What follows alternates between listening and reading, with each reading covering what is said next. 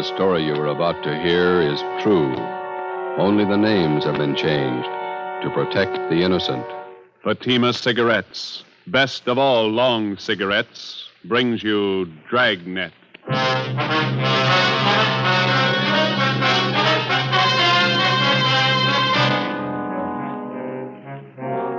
You're a detective sergeant. You're assigned to accident investigation, felony detail. In the early hours of the morning, a woman pedestrian is struck down by a hit-and-run driver. Your job, find him. If you want a long cigarette, smoke the best of all long cigarettes. Smoke king-size Fatima. Fatima is the long cigarette which contains the finest Turkish and domestic tobaccos superbly blended to make Fatima extra mild. And that's why Fatima has a much different, much better flavor and aroma than any other long cigarette. That's why Fatima has more than doubled its smokers coast to coast. So enjoy Fatima, the best of all long cigarettes. It's wise to smoke extra mild Fatima. It's wise to smoke extra mild Fatima.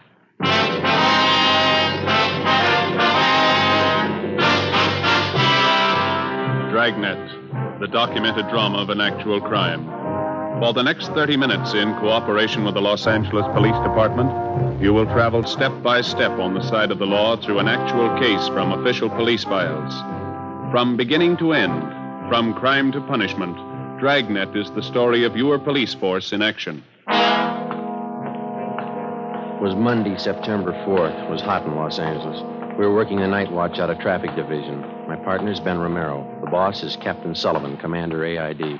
My name's Friday. It was 12:45 a.m. when I got to the second floor at 123 South Figueroa Street. Accident investigation. The Record Bureau. Hi, Wanda. Hi.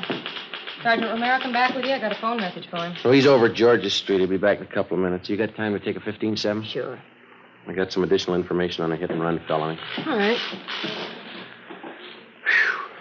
Pretty warm up here, isn't it? Mm-hmm. Coffee over there if you want it. No, thanks.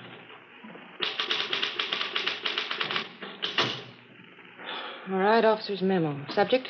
Investigation of hit-run felony.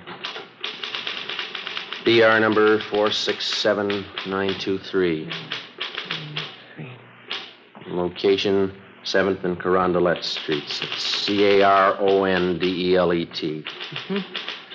September 3rd, 11:15 p.m. Division reporting, AID. Division of occurrence? Central. Hmm? Central. Date and time occurred, September 3rd, 11:15 p.m. Location of occurrence, 7th and Carondelet. Just going to run long, Sergeant? Oh, page and a half. Go faster in shorthand. I can transcribe it later. All right. Excuse me. This is for Captain H.W. Sullivan, commanding AID. Mm-hmm. Sir, on the above date at 11:20 p.m., the undersigned officers went to the corner of 7th and Carondelet Streets in response to an ambulance follow-up traffic. Mm-hmm. On our arrival there... You got any matches, Wanda? Yeah, here you are. Okay, thanks. On our arrival there, we were met by 11T. We witnessed ambulance attendants placing an unconscious woman in an ambulance. She appeared to be critically injured. The victim was removed to Georgia Street Receiving Hospital. All right. We then interviewed a man who identified himself as Chester J. Crawford, 540 Green Oak Drive. He stated that he was acquainted with the injured woman and that her name was Sheila Gordon, Gordon, 7832 and a half 7th Street. Crawford told us that he was taking her home from a dance. And they arrived at the intersection of 7th and Carondelet Streets at approximately 11:15 p.m. 11:15. Okay? Yeah. Crawford further stated that while he and Sheila Gordon attempted to cross the intersection, an automobile headed west on 7th Street went through the red traffic light. Right. Would you read that last part back? Attempted to cross the intersection. An automobile headed west on 7th Street went through the red traffic light. Okay. Crawford told us that he jumped out of the path of the car and tried to pull Miss Gordon with him. He said that the car struck her down without slowing down, continued out 7th Street, and disappeared. Oh, wait a minute. Oh, I'm sorry. And disappeared. Okay. Crawford stated the hit-and-run car was either a Dodge or a Plymouth, but it could have been either last year's model or this year's. He described the car... Is too fast, boy? That's all right. He described the car as either light blue in color or bluish green. Said that he failed to get the entire license number, but that the last 3 numbers on the rear plate were either 804 or 304. 804 or 304. That's right. Okay. Fine. Crawford said he made an attempt to follow the hit-run car, but that he was unable to obtain transportation. He stated he then ran to a phone at the Corsev Bar and Grill. Spell that? What? Corsev. Oh, Corsev. That's at 7th and Carondelet, and called the police. And the undersigned officers then obtained Crawford's full name, address, phone number, and proceeded to question residents in the neighborhood. And were unable to locate any other witnesses besides Crawford. Okay. Hi. How'd you do? Oh, I saw her. That's about all. Doctor says we won't be able to talk to her for at least a couple of days, maybe not at all. What's your chances? 50-50 if she's heavy on luck. 3 broken ribs, brain concussion, internal injury. What'd Lee Jones have to say? Is that all the report, Sergeant? Oh, yeah, Wanda. We'll have the rest for you a little later. Thank you. Okay. I'll type this much up as soon as I can. Thanks. Sure. What'd Lee Jones have to say? Nothing. He and Finkel went over the area for an hour. No broken glass from headlights at the PI. No tire impressions worth anything. No physical evidence. Where does it leave us? With a half-dead girl and no suspects. What do you think, Joe?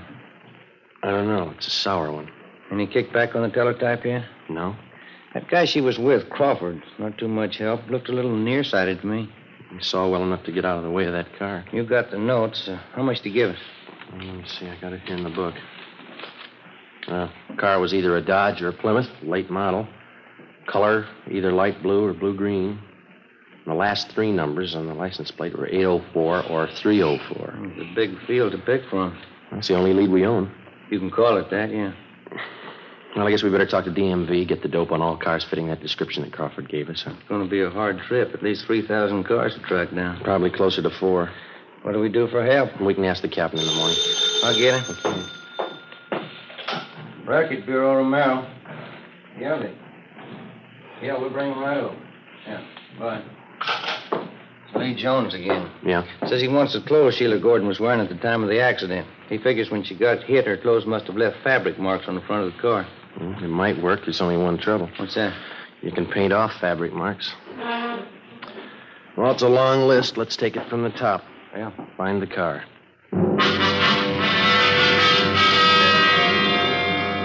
Tuesday, September the 5th. We called Mark Benson at DMV and asked for full information on all vehicles fitting the general description of the hit-run car. We went back and talked to the only witness to the hit-and-run, the victim's boyfriend, Chester Crawford. He could add nothing to what he had already told us. There was no response to the local teletype and the all points that were sent out the night before. Garages, auto repair, and paint shops throughout the city were also alerted. Meantime, at General Hospital, the victim, Sheila Gordon, was still close to death. The search for the hit-run car went on. 2 days passed. Thursday, September 7th. The information we requested from DMV was being checked out and compiled. Ben and I met with Captain Sullivan. That's the last of them, Skipper. All the cars in this area that fit the general description of the one we're after. You just get it? Yeah. How many cars did they list? 4,620. Even more than you expected, eh? Yeah. No chance at all of narrowing it down? None that we can see, no. Terrific order. Well, we tried to figure it from every angle. Now we can do it 2 ways. Yeah? We keep the alert on for the hit-run car around the divisions, all the garages in town, the auto repair shops. In other words, we can wait it out. Maybe we'll get the guy, maybe not. Yeah? Or we can check out every one of the cars on this list and the registered owners. Well, the first way isn't going to do the job. We know that. 4,600 cars. How much help will you need? About 30, 40 men. How long? A couple of weeks, maybe more. All right. I think I can get them from Metro Division. When do you want to start? First thing tomorrow. Okay, I'll set it up. All right, Skipper. Thank you. Excuse me, Joe. There's a lady out here to see you. Okay, thanks. We'll check you in the morning, Skipper. Right. That's her over there. Thank you. My name's Friday, ma'am. This is Sergeant Romero. How do you do? I'm Dora Lytell, Sergeant. I'm Sheila Gordon's landlady, the girl in the accident. Yes, ma'am. Well, Mr. Crawford, he was with Sheila that night. He told me about you, and he said he thought you might be able to help. How do you mean? Well, it's a long story. See, when Sheila Gordon first came to live at my rooming house, she was a good girl like the rest. Lately, well, her being sick now and all, I don't like to say it. Yeah? Well, frankly, last few months before the accident, Sheila just went bad completely. I don't think I follow you, ma'am. Oh, you know, carousing, all kinds of men, visitors, had a different man in her apartment every night. Well, we're investigating a hit-run case, ma'am. Sheila gets out of the hospital. Hate to talk about her when she's sick like this, but when she's all right, I don't want her back in my rooming house. I'm afraid that's none of our business either, ma'am. But if you could talk to Sheila, persuade her to move from my house, I don't want any wrangle with the rental board again. Couldn't you talk to her? I'm sorry, there's nothing we can do, ma'am. You better talk to her yourself. It'll just be another row like the last time. Shameless woman. I don't want Sheila Gordon back in my house. I'll go to that hospital myself and tell her. She's a pretty sick girl. It's not my fault. Go right over to that hospital and tell her what I think of her. She's hurt pretty bad. So am I. She's hurt me. What's the difference? You haven't been run over by a car.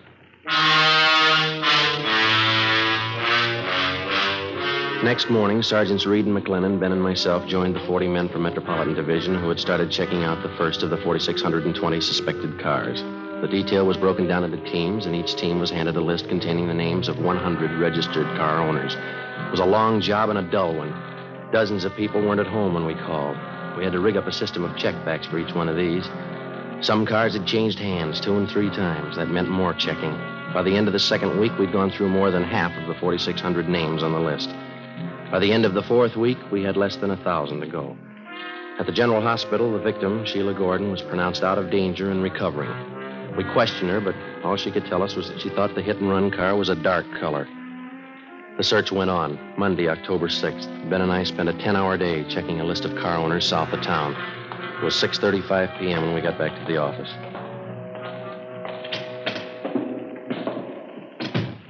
Hi. Hi, Reed. How'd you do today? Fair. Looks like we got one. What do you mean? Guy's name is Ralph Angelo. Let's see. 8690 Backerley Road. Checked him out early this morning. First call. What'd you get? One's a late model Plymouth, light blue. License number, there it is, 17 Arthur 2804. Wasn't home. Talked to his wife. Yeah? She said the car's been sitting home in the garage for the past month. Husband won't drive it. What's the story? Told her there was something wrong with it. He was going to trade it in. McLennan and I tried it. Car's in first-class shape. What about the front end of the car? Pretty clean. One of the bars in the radiator grill slightly bent. Soft crease on the hood, another one in the right fender. Did you bring the car in? Yeah. Crown has been working on it since lunch down the garage. Anything else? Found a gas receipt in the glove compartment, dated September 3rd, night of the accident. Where's Angelo now? Santa Barbara, business trip. Due home tonight about 10. McLennan and I'll pick him up then. See what he's got to say. That sounds good. How many possibilities does that make, Joe? Well, let me see. Out of 3,700 we've checked, about 4 good ones. I'll get that. Accident investigation, Friday. Hi, Joe. This is Lee Jones. Yeah, Lee. Just finished checking the Plymouth Reed and McLennan brought in. Did you find anything? Fabric prints on front bumper and the hood. No? Indentation of soft object on hood and right front fender. Something else on that fender. What's that? Set of lip impressions. What's it mean? We found the car. Only one job left. Yeah? Find the driver.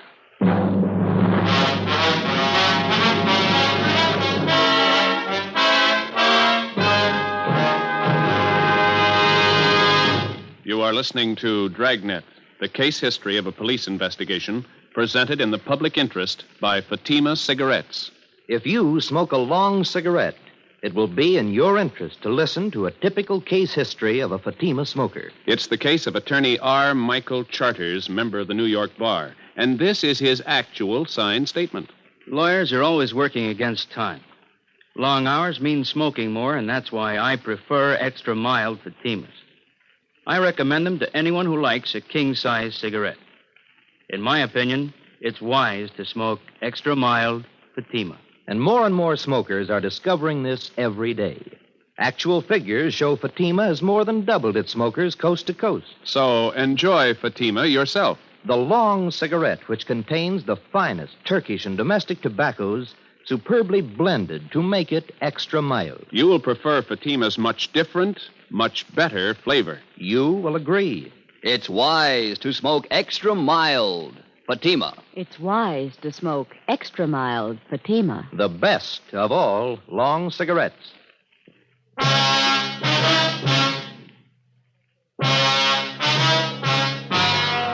Monday, October 6th, 10 p.m. Suspect Ralph Angelo was picked up at his home by investigating officers and brought downtown to the interrogation room. Sergeants Reed and McLennan, Ben and myself questioned him for 3 hours. At 1:30 a.m., we took Angelo to the county jail where he was booked on suspicion of 501 vehicle code, hit and run felony. The next morning, we obtained a warrant from the district attorney's office, and later that day, Ralph Angelo was arraigned in Municipal Court Division 7. The date was set for his preliminary hearing in municipal court. Sheila Gordon recovered from her injuries and was released from the general hospital. On October 10th, the preliminary hearing was held. Sheila Gordon was on the stand most of the morning. After the noon recess, I was called to testify. Raise your right hand. Solemnly swear that the testimony about to give pending in this case be the truth, the whole truth, nothing but the truth, so help you God. I do. State your name. Joe Friday. Be seated.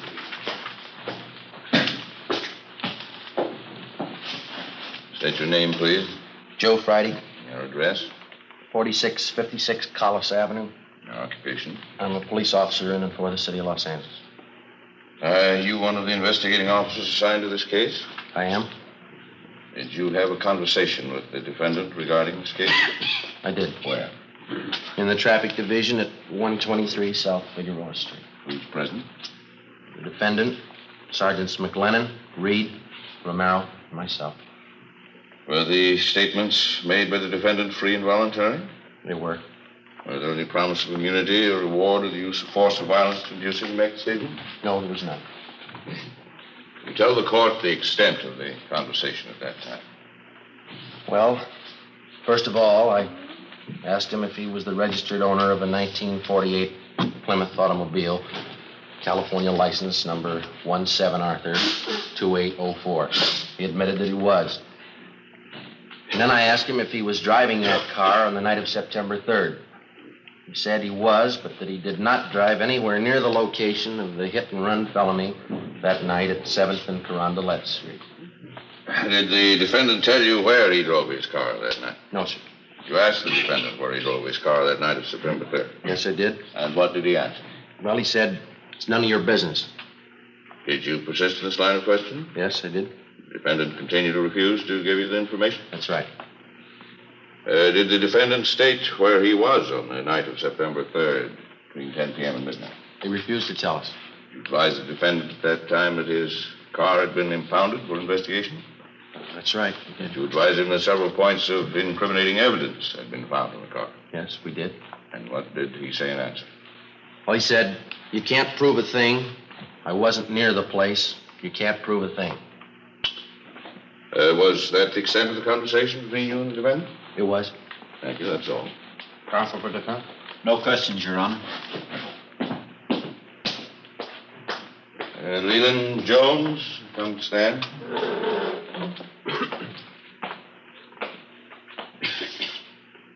Raise your right hand. You solemnly swear the testimony about to give pending in this case be the truth, the whole truth, nothing but the truth, so help you God. I do. State your name. Lee Jones. Be seated. Your occupation? I'm a police officer in and for the city of Los Angeles. What particular detail are you assigned to? I'm a lieutenant in charge of the police crime laboratory. Well, counsel for defense stipulate the witness is a qualified forensic chemist? So stipulated. Mr. Jones, you are the commander in charge of the police department's scientific investigation division. Is that correct? Yes. Jones, I will show you a photograph of an automobile. California license number 1782804 to be marked People's Exhibit C. Have you ever seen this car before? I have. Where and when did you see it, please?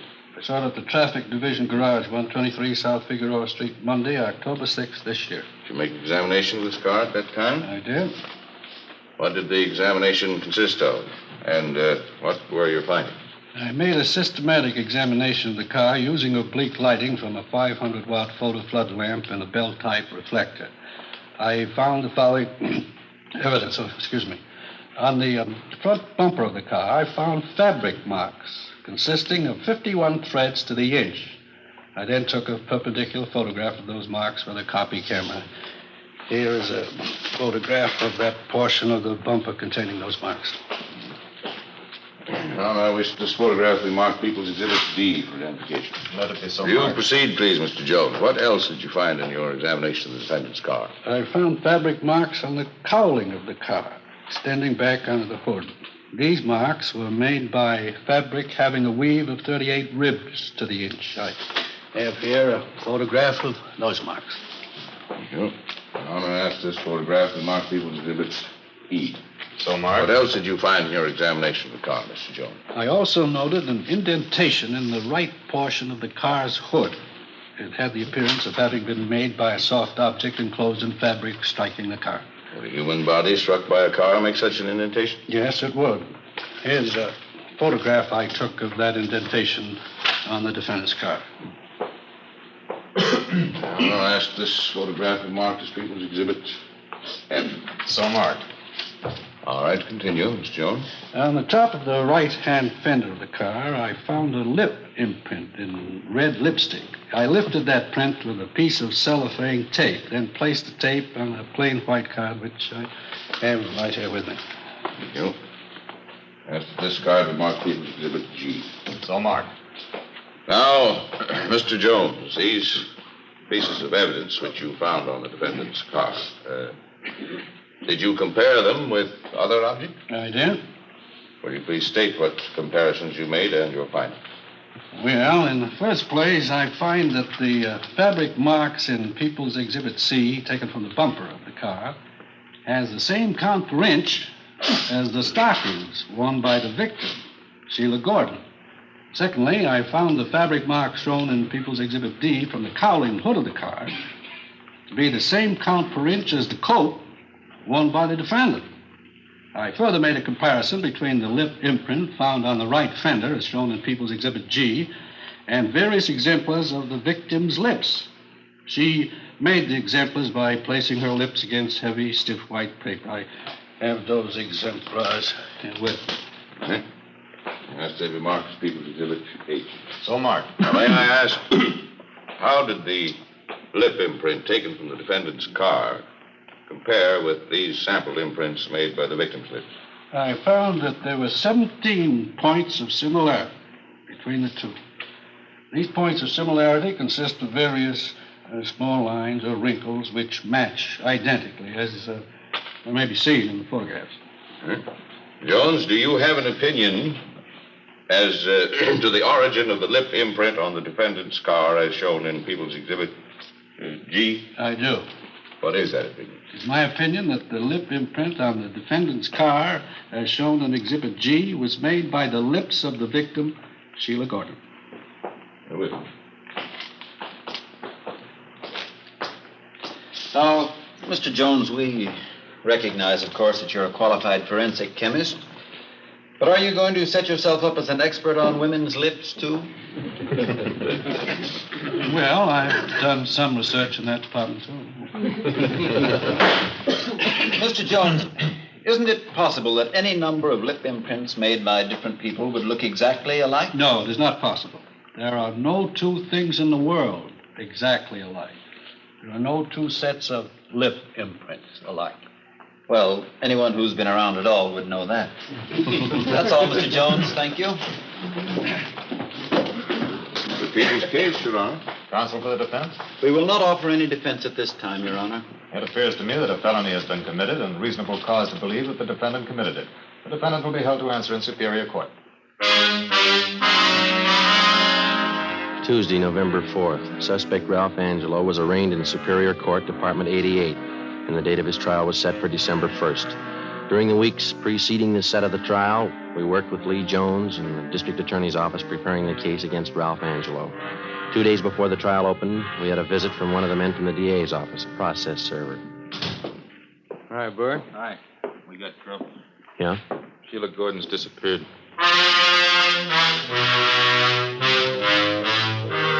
Wednesday, December 1st, Ralph Angelo's trial opened and Sheila Gordon was called to the stand. She failed to appear. We checked her few known friends in the city. They couldn't help. She had disappeared from her new address and taken everything with her. A bench warrant was issued by Superior Court for Sheila Gordon. The deputy district attorney succeeded in having the court grant a delay in order to find the missing girl, in this case, the complaining witness. Meantime, we got out a local broadcast and an APB. We got missing persons detail to help out in the search. Still no sign. Ralph Angelo's lawyer asked the court for a dismissal of the hit-and-run felony case because of Sheila Gordon's failure to appear. On December the 8th, the court ruled on the motion. Regarding the motion by the defense for dismissal of hit-and-run felony charges against Ralph C. Angelo, because of the prosecution's failure to produce the complaining witness, to which Sheila R. Gordon, the court feels it would not serve the interests of justice to continue the case. Case dismissed. The search for Sheila Gordon went on. Behind us, we had logged 3 solid months of police work, checking and running down more than 4,000 cars. Hours of labor in the crime lab. More hours pounding the pavement, questioning people, checking, rechecking. Without a trial and a conviction, it didn't mean a thing. 3 days before Christmas, we received information that the missing girl was living in a small town south of Los Angeles. Ben and I checked the address. What was the apartment number? 7A, wasn't it? Oh, yeah. Mm-hmm. I'll get it.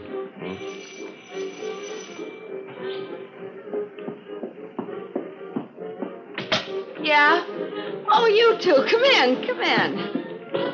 Sit down. Make yourself at home. I'm sorry the place is such a mess. A little party earlier tonight. It's messed up. What about the trial? Why didn't she show? Come on, sit down. See, I'll tell you what. I'll freshen up a little, put on some makeup. What about the trial? I didn't have anything against the guy. I didn't mean to run me down.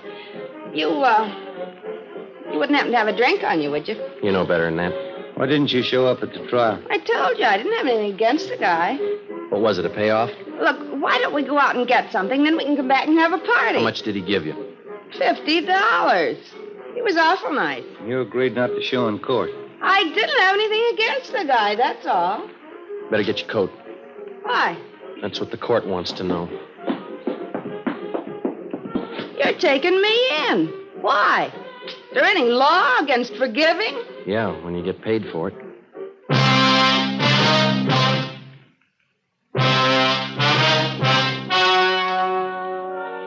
The story you have just heard was true. Only the names were changed to protect the innocent. On February 3rd, trial was held in Superior Court, Department 88, City and County of Los Angeles, State of California. In a moment, the results of that trial. It's amazing how many long cigarette smokers are changing to Fatima. Here's the actual report. From coast to coast, king-size Fatima has more than doubled its smokers. Yes, more and more smokers every day are discovering that Fatima is the best of all long cigarettes. Long cigarette smokers find Fatima has a much different, much better flavor and aroma. Long cigarette smokers find that Fatima is extra mild because it's the long cigarette which contains the finest Turkish and domestic tobaccos superbly blended to make it extra mild. So enjoy extra mild Fatima, best of all long cigarettes. It's wise to smoke extra mild Fatima. It's wise to smoke extra mild Fatima.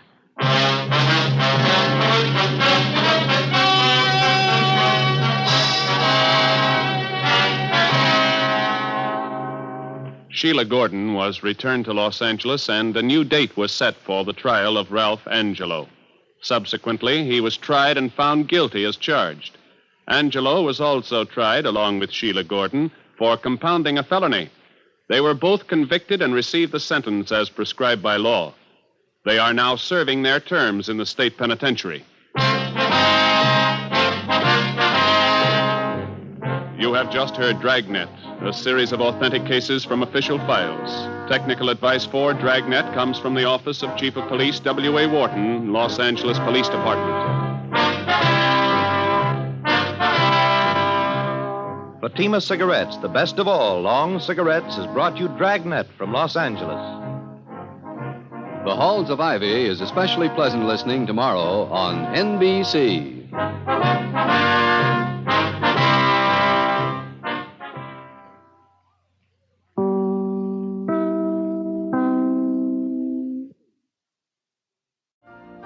You've been listening to the OTR Gold Network. Find more classic radio at otrgold.com.